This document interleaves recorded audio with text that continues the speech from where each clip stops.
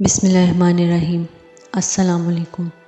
مولانا روم نے لکھا ہے کہ ایک دفعہ ایک شخص نے اللہ تعالیٰ کی عبادت کرنا شروع کر دی اور پروردگار کی عبادت میں اتنا مشغول ہوا کہ دنیا میں سب کچھ چھوڑ چھاڑ کر سب کچھ بھلا دیا اور سچے دل سے اللہ تعالیٰ کی رضا میں راضی رہنے کے لیے انسانیت کے رستے پر چل پڑا۔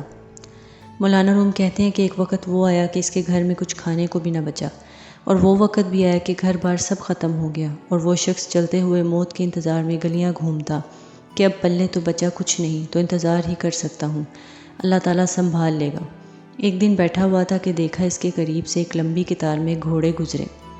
ان گھوڑوں کی سیٹ سونے اور چاندی سے بنی ہوئی تھی اور انہوں نے سونے کے کپڑے پہنے ہوئے تھے۔ ان گھوڑوں پر جو لوگ بیٹھے تھے وہ کسی شاہی گھرانے سے کم نہیں لگ رہے تھے۔ ان کے سروں پر سونے کی ٹوپیاں تھیں اور ایسے معلوم ہو رہا تھا کوئی بادشاہ جا رہے ہیں۔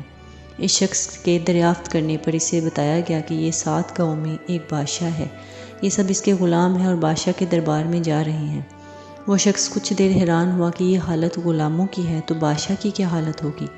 اس نے آسمان کی طرف سر اٹھا کر کہا، میرے بادشاہ، میرے مالک، میرے اللہ، شکوہ تجھ سے نہیں کرتا، لیکن اس بادشاہ سے ہی غلاموں کا خیال رکھنا سیکھ لے۔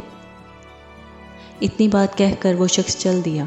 کچھ دن گزرے تو ایک بزرگ آئے اور اس کا بازو پکڑ کر اسے ایک جگہ لے گئے جہاں وہی غلام وہی گھوڑے تھے، اور دیکھتا ہے کہ کسی گھوڑے کی ٹانگ کٹی ہوئی ہے، کسی غلام کا دھڑ گھوڑے کی پشت پر پڑا ہوا ہے، کسی غلام کے ہاتھ کٹے ہوئے ہیں، کسی کے سر سے خون نکل رہا ہے، کوئی گھوڑے کو زخمی حالت میں واپس لے کر جا رہا ہے۔ وہ شخص حیران ہوا اور بزرگ سے پوچھا، جناب آپ کون ہیں اور یہ سب کیا ماجرا ہے؟